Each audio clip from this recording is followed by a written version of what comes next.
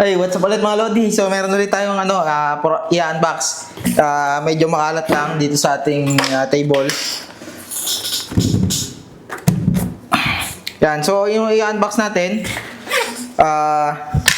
itong ating dumating na package from Bantru. So, in-order natin ito from Bantru, bagong dashcam. So, buksan natin.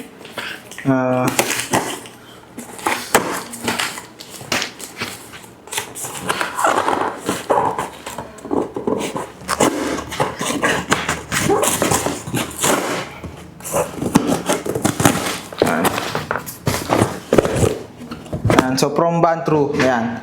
Ito yung E1 Pro. Like yung binili natin before. So bali dalawa na yung E1 Pro natin. So bakit bumili ako ng isa pang E1 Pro? Ay nakalagay version 1 nata to, ibig sabihin nito. So ilalagay natin to sa likod. Bali yung ating, kasi front cam lang to eh. So ang i-install natin, dalawang front cam pero nakalagay yung isa sa likod. Yan. So, ito yung ating package yan, sealed. Mga Lodi, malinaw ba? Tingnan natin malinaw.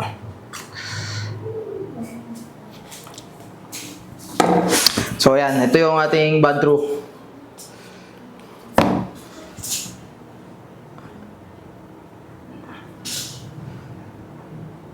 Yan. So, buksan natin. So, yung laman niya, ito yung kanyang instruction. Ito, instruction niya. Yan, okay, ganyan siya. Ay, tama. Yan yung kanyang instruction. Pwede siyang, yung LTE module, nakakonect sa camera. Yan. May 18-month warranty yung card.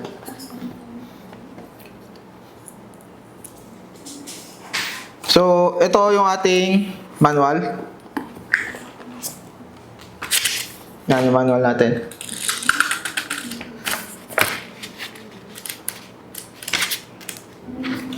So, nabasa na natin to before nung tayo nag-setup ng unang camera. So, ang gagawin natin is mag-ano na tayo.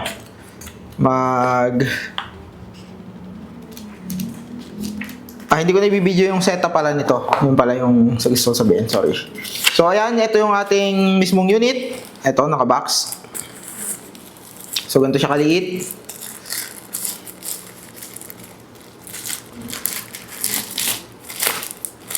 Ayan yung ating camera module. Ayan. So, ito yung kanyang tawag dito, polarizing filter, yung CPL. Ito yung libre natin CPL.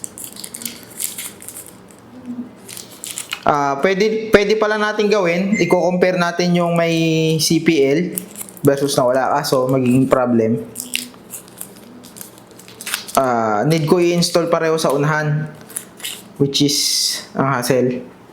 Ayan, ito yung kanyang CPL. Pero try natin na walang CPL kung mas malinaw. Kasi yung ito, dumidilim yung yung mismong video pag meron ito. So, try natin walang laman, yung walang ganito yung sa back camera. So, ito yung module niya. Ito. E1 Pro. E1 Pro. Nasaan yung ito? Yan. E1 Pro. Yan.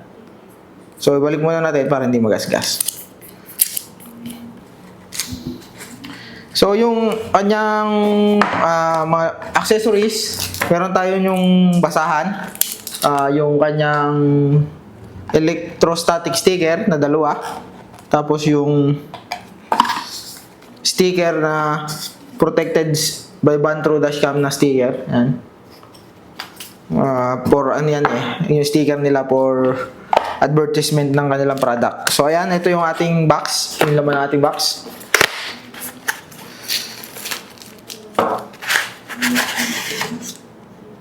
Ayan. So ito yung ating pry tool.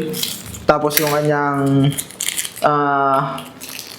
yung kanyang cable tie na libre. Ito yung kanyang accessory, yung charger. Yung kanyang cord. Ayan. Type C, USB A to Type C. Yan.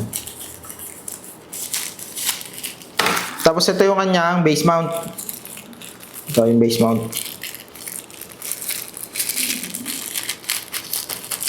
Yan. So ito yung kanyang base mount. Ito yung kanyang camera module. Ito. Yan. Ayan. Ito yung base mount. So ito yung kanyang unahan.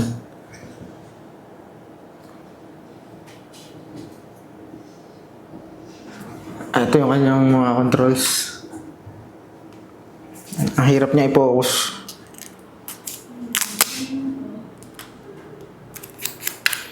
Yan. So, ito yung ating mga accessory additional. Ito yung car charger.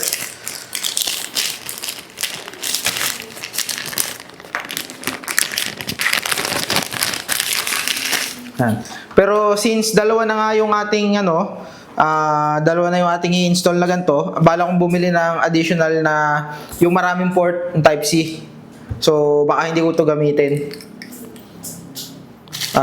Tapos, ano pa ba? Ito yung kanyang libreng sticker, yung sa base mount, yung dito, yung replacement. So, meron siyang extra. So, ayan lang mga Lodi, yung ating, unboxing ng ating bagong Bantru, Bantru dashcam, E1 Pro dashcam. So, itong ating isang, isabay na natin.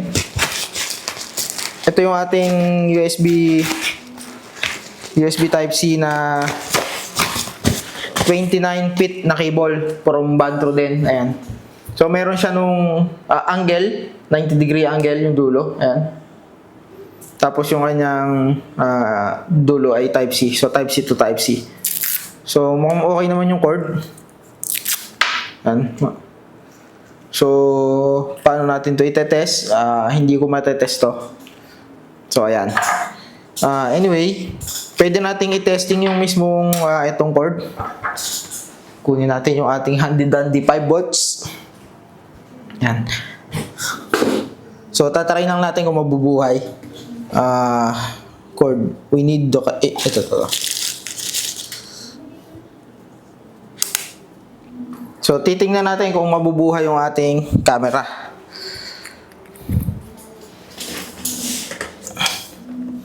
So, ito yung ating Type-C. Ito yung ating base mount.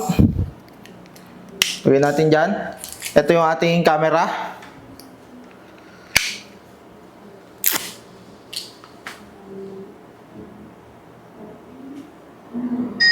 Yan, nabuhay mga Lodi. Yan. So, English. Ay, hindi nga pala ito touchscreen. Yan. So, ayan. Isa-set up natin to later. Yan. So, wala pa siyang card.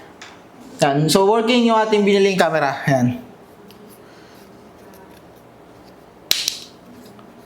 Ayan, note ko lang pala mga Lodi. Mukhang aluminum tong shell. Itong labas, aluminum.